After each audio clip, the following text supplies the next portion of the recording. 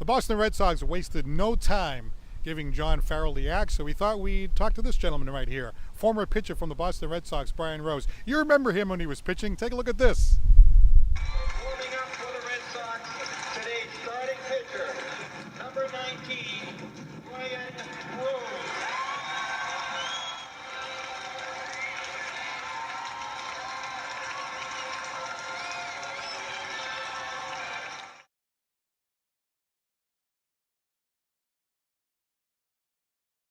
And right over the heart of the plate for called strike three.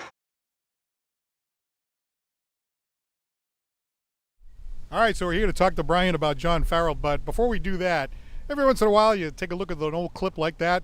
What does it feel like when you look at that? Makes you feel old a little bit. It wasn't that long ago. It doesn't feel like that, but it was 20 years ago that I made my major league debut, and in 1997, it seems like yesterday. It really does, and it brings back great memories of a lot of great teammates, managers, different places that I got a chance to play, and loved my time, playing baseball for a living. That was always a special time in my life. Obviously, John Farrell getting the axe just 2 days after getting eliminated. Your thoughts? Well, it happens in baseball, and it happens a lot in baseball, especially in big market cities like Boston and New York. It's put up or shut up, and there's really no time, to build for the future when it comes to these types of cities. So to see that happen, I think a lot of us knew it was coming. It was just the point of when it was coming.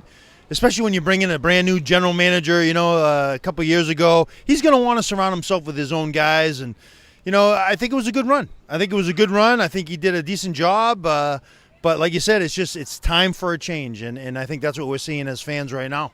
So you played for a number of different managers over the years. I mean, things are a lot different than the old Billy Martin days and things like that, where the manager is kind of like this tough guy that keeps charge of everything. I mean, now you have, the big money players. You got a lot of egos in there. You've been in these locker rooms. What is it like? What does it take to be a good manager? Well, I'll tell you, it's more about managing players before the game and personalities.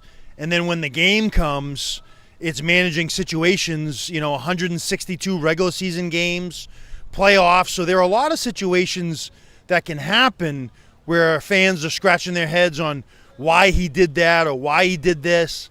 And again, you live and die with your decisions as a manager.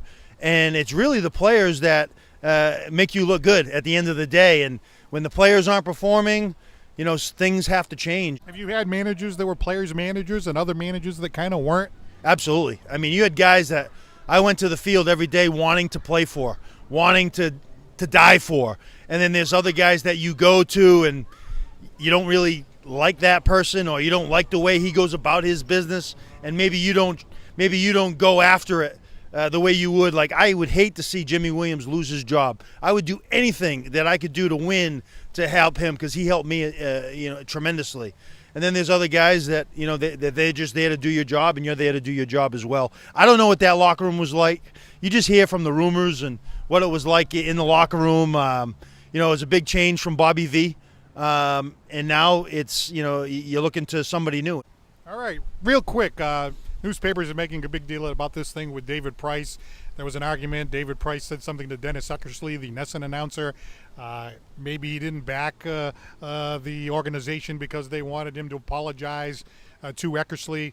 Something like that. Could something like that be big enough to say, hey, we've had enough with this situation? Well, I think there was a lot of situations that happened over the last couple of years that, again, when you bring in a new general manager, he's going to see how the day-to-day works, see how the team performs, see how the management works, and then they're going to make their adjustments. One of the quotes that I saw that I thought was pretty interesting was, the question is, was there anything different that Farrell could have done to help him keep his job? And Dabrowski said no. So I think right away they were looking for a change. It was just timing on that change.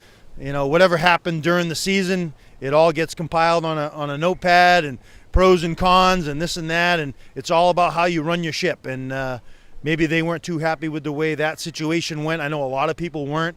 There's ways to handle it and there's ways not to handle it, but I think at the end of the day they're just looking to move move forward with the organization, move forward with the team, and it's going to start with a brand new manager in 2018.